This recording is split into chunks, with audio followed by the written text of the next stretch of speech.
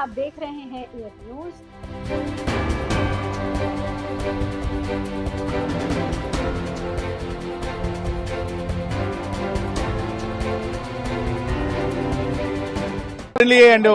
Suddenly two people from the visitors galley jumped into the house. They had canisters in their hand. These canisters were emitting yellow smoke. One was attempting to run towards the speaker's chair.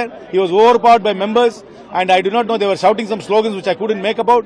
But the fact that there were two people who could come into the visitors galley with canisters which could emit smoke.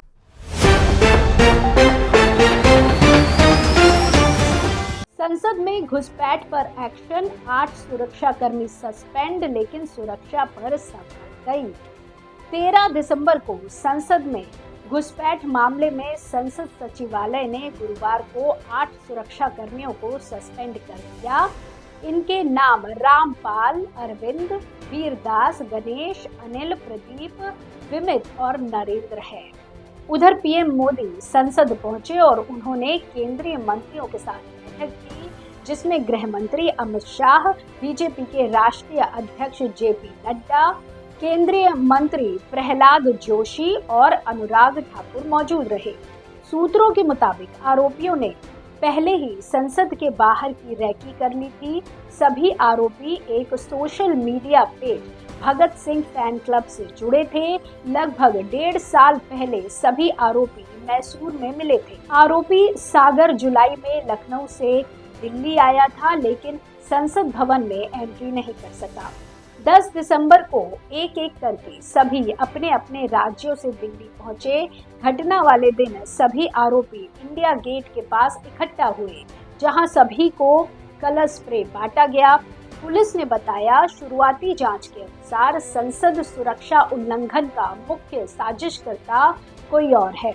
दूसरी तरफ Delhi police ने anti terror और गैर कानूनी गतिविधियां अधिनियम के तहत केस दर्ज कर लिया है। लोकसभा सचिवालय के अनुरोध पर गृह मंत्रालय ने इस घटना की जांच का आदेश दिया है। सीआरपीएफ के महानिदेशक अनीश दयाल सिंह के नेतृत्व में एक जांच कमेटी बनाई गई है। इसमें अन्य सुरक्षा एजेंसियों और एक्सपर्ट को शामिल किया गया है। पुलिस ने बताया कि कुल 6 आरोपी हैं। 2 अंदर घुसे थे, जबकि 2 बाहर प्रदर्शन कर रहे थे। पूछताछ में 2 लोगों का और नाम सामने आया है। फिलहाल 5 गिरफ्तार हैं और 1 फरार है। वहीं संसद में घुसपैठ मामले के 4 आरोपियों को खालिस्तानी आतंकी समूह सिख फॉर जस्टिस के गुरपतवंत सिंह पन्नू ने लीगल एड देने की पेशकश की है। उसने इस मामले में संदेश जारी करते हुए कहा, वो आरोपियों को 10 लाख की कानूनी सहायता देगा। हालांकि पूरे प्रकरण में उसका रोल क्या है, इस पर पन्नू ने कोई टिप्पणी नहीं की है। वहीं इस हमले के बाद से संसद की सिक्योरिटी प्रोटोकॉल्स में कई बदलाव किए गए हैं, जैसे सांसदों, स्टाफ मेंबर्स और पत्रकारों के एंट्री गेट अलग हो गए। विजिटर्स को 4थे गेट से प्रवेश कराया जाएगा। विजिटर पास जारी करने पर अभी रोक लगा दी गई है। दर्शक दीर्घा के चारों ओर ग्लास की शील्ड लगाई जाएगी, ताकि कोई कूदकर सदन के अंदर ना आ सके। एयरपोर्ट की तरह बॉडी स्कैन मशीनें लगाई जाएंगी।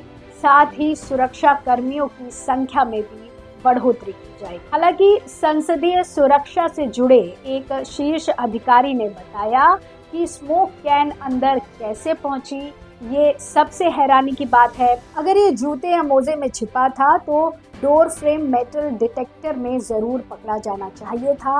हालांकि एक वजह ये भी संभव है कि 2004 के बाद से संसद के सुरक्षा गैजेट नहीं खरीदे गए, यानी ये 19 साल पुराने हैं। एक अन्य संसदीय सुरक्षा अधिकारी ने बताया कि उनके स्टाफ में 10 साल से नई भर्ती नहीं हुई है।